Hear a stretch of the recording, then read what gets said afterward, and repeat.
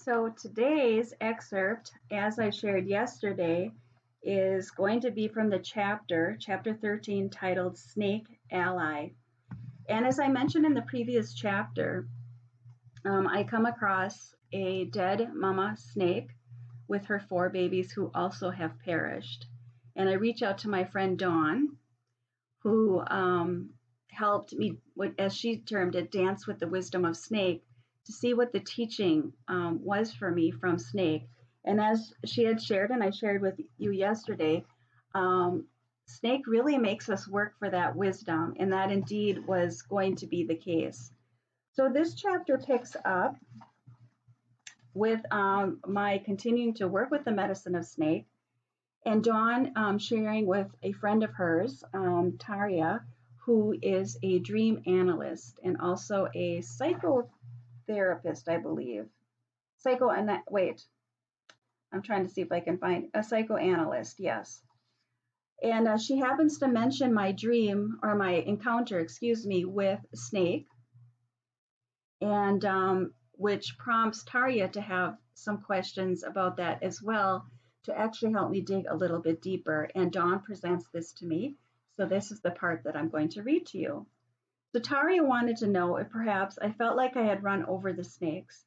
And when Dawn told her I had wondered this myself, but found the thought too hard to bear, she suggested I consider what I may inadvertently be crushing beneath the tires as a metaphor of what I may be keeping hidden within my own psyche. She felt this was important, regardless whether I had actually run over the snakes or not. How would I feel if I knew I had in fact caused their deaths? Was there something I was pushing down? Tayria also felt perhaps like I could go deeper, which perplexed me. I didn't know what more there could possibly be for me to uncover with regard to the snakes. That said, after Dawn and I said goodbye once again, I couldn't get the thought out of my head. I also suddenly started getting stomach pains and decided to lie down. As I closed my eyes, hoping the ache in my stomach would soon pass, a vision flashed across my mind. It was a familiar vision, one I first had when I was 29 and had continued to appear on and off for the last 20 plus years. However, its defining feature, that of someone's hand and someone touching me inappropriately, was ingrained in my memory. There were times when I'd questioned whether the vision was even real. Now, though, I wondered if perhaps it was connected to the message I had received from Snake. As quickly as that thought surfaced, I immediately pushed it to a far corner of my mind, where it would remain for the next few weeks. Imagine my surprise when during my next video chat with Dawn, I suddenly found myself sharing the disturbing vision I'd carried with me for over half my life. It had never been my intention to share this with anyone. I certainly hadn't planned to say anything to Dawn that day.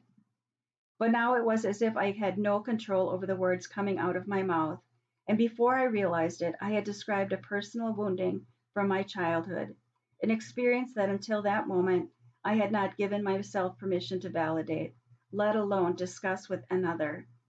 It is important for me to share here that though I have chosen to keep specific details private, it had nothing whatsoever to do with my parents or siblings. Now I had given voice not only to the vision itself, but to the angst created by my questioning of my own mind all those years. Though I was stunned and crying, I also felt something quite remarkable. I felt like I'd come home to my body.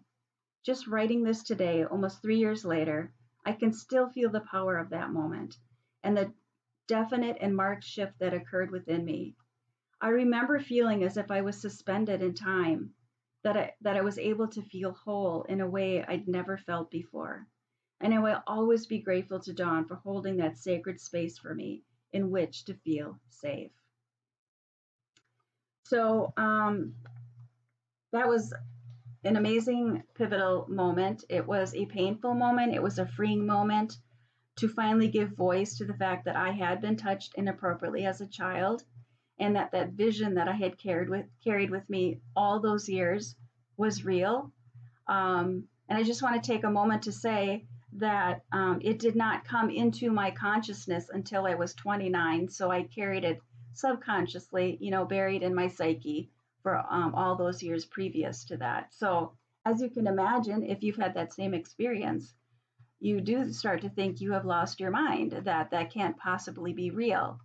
And as I shared in the previous chapters with my connection to White Wolf during a guided visualization, my connection to my animals through meditation, that was leading me to um, finally realize that this vision that I had carried was just as real as those visions I've had connecting with the animal kingdom. And what a gift, right? What a gift it was for me to finally give voice to that and free that from within myself. So as the chapter goes on, I would have another experience with snake during after a yoga practice and then doing a meditation, and it was a beautiful, beautiful connection I had with this snake who came to me in meditation. And as I would realize, actually, I think it would be a year or two later after that, I was talking with my friend Dawn again, is when we realized that it actually was a Kundalini awakening, that encounter I had during that meditation with Snake. So, all right, the next chapter is going to be about Ali the horse, chapter 14. I'll share an excerpt from there. Ali is another animal that was part of my healing journey and continuing to work with this vision and healing the fact that I had been touched inappropriately as a child so that I could live from my true authentic place. And that didn't even sound right. So I could live my authentic self, let's put it that way.